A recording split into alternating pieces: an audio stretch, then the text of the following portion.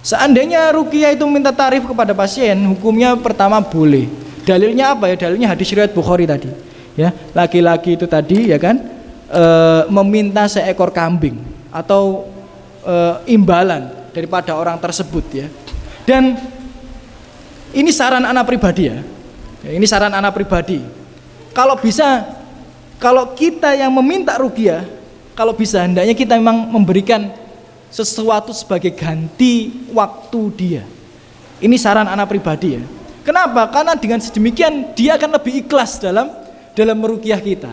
Kalau ikhlas nanti ruqyah manjur. Ya, kalau nggak ikhlas nggak manjur. Ya, ini pengalaman saya pribadi.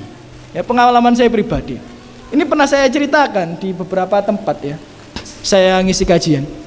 Waktu di Sulawesi, saya masih ingat ya ketika dakwah di Sulawesi. Waktu itu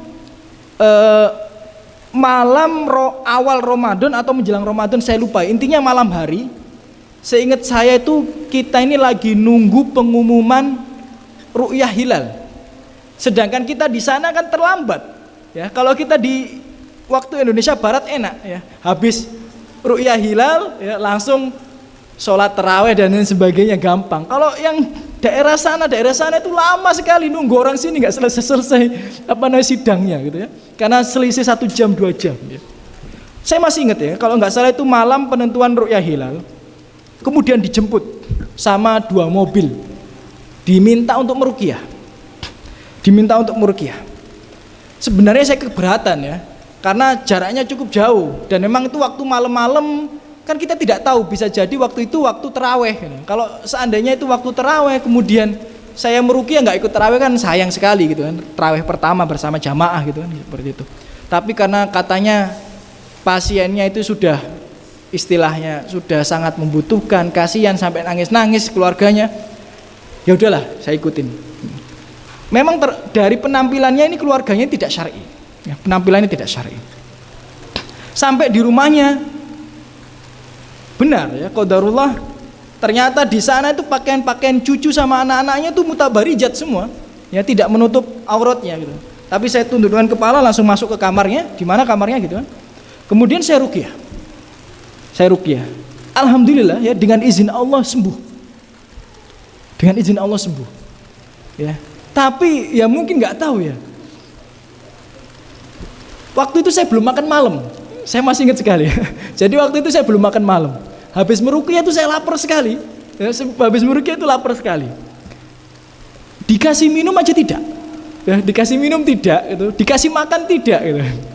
Dikasih minum tidak, dikasih makan tidak, dikasih amplop juga tidak. Gitu. Akhirnya pulang ya. Pulang dalam keadaan lapar. Alhamdulillah sembuh ya. Kemudian qadarullah 2 minggu setelah itu atau beberapa lama setelah itu saya diminta lagi. Wah, ini saya bilang males ini. Kenapa? Percuma, orangnya nggak beribadah, kita bantu ya susah gitu. Kan kalau kita ruqyah, kalau dia mau beribadah kepada Allah, dia mau bertobat gitu ya. Kemudian menghormati kita sebagai tamu, kita seneng. Udah kita nggak dihormati sebagai tamu, dibiarin lapar, dibiarin kehausan gitu ya. Kemudian dia juga nggak tobat sama Allah, saya males gitu. Tapi suatu waktu ketika saya dalam perjalanan ke sana, ternyata sama supirnya itu dibelokkan ke rumah orang itu lagi gitu loh. Dibelokkan ke rumah orang itu lagi. Akhirnya ruqyah saya setengah nggak ikhlas itu. Nah ini benar, ini kenyataan nih. Saya kalau cerita ya seapa adanya gitu. Ruqyah saya setengah nggak ikhlas, akhirnya nggak manjur ruqyahnya. Maka saran saya, ini bukan untuk saya, Untuk kalau antum mau ke orang lain, ustadz yang lain, ini bukan untuk saya, ini untuk ustadz yang lain. Hendaknya antum muliakan dia. Kenapa? Karena antum itu mengambil waktu dia. Ya, seandainya dia itu bisa bekerja, mencari nafkah, antum ambil waktunya untuk meruqyah, ya, dan lain sebagainya untuk menjaga keikhlasan dia juga supaya doanya mustajab.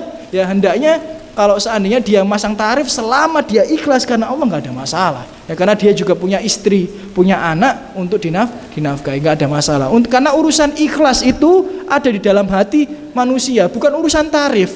Ada orang dikasih 1 juta kadang nggak ikhlas juga ada gitu loh. Ada orang dikasih 100.000 ikhlas ada. Ada orang nggak dikasih apapun ikhlas ada. Itu jadi ikhlas itu bukan masalah tarif atau tidak ya, tapi urusan hati seorang. Tapi kalau saran saya pribadi, kalau antum datang ke seorang ustaz untuk minta ruqyah, hendaknya antum kasih lah. Ya paling tidak untuk mengganti waktu dia yang ia sisihkan untuk antum dan keluarga antum.